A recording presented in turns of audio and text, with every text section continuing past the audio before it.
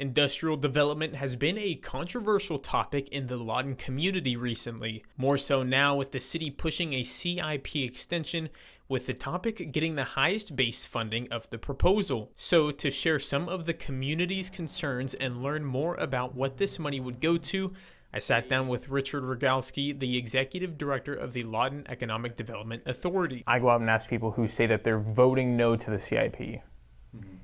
One of the main reasons they give is the industrial development part, and specifically just with the city's track record. Things like Westwood and Vista, they have some high controversy behind them, some mixed opinions. Why would you say that hang-up is? There were a lot of concerns, and that stuff got flowing out there, and you know how these, I don't know how this stuff goes, but it just takes off with a life on its own. Maybe we didn't do a very good job of explaining what we do and how important what we do is, because it really is. I mean, without industry, your city will get smaller and smaller until it pretty much goes away. Rogalski says before the CIP, there really was no funding for industrial development, but it raises questions about the full extent of citizens' say in the operations of their city.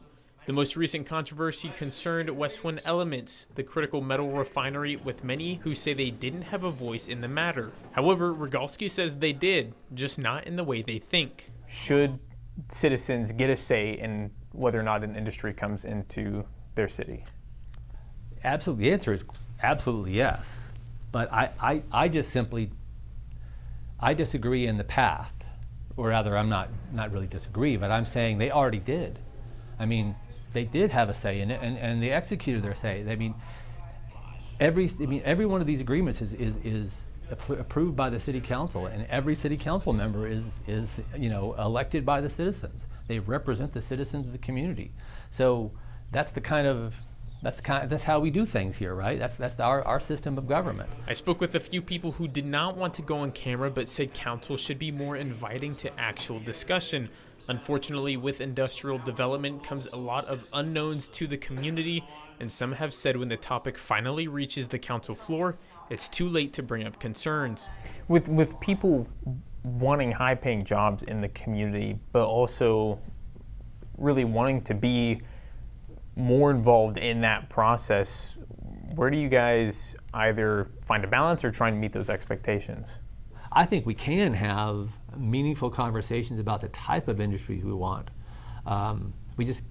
Unfortunately, that process is so locked up on the actual industries that, I don't believe there's anything other than running for city council. You run for city council, you'll find all about it. You'll know all about every job, and you get to vote for it.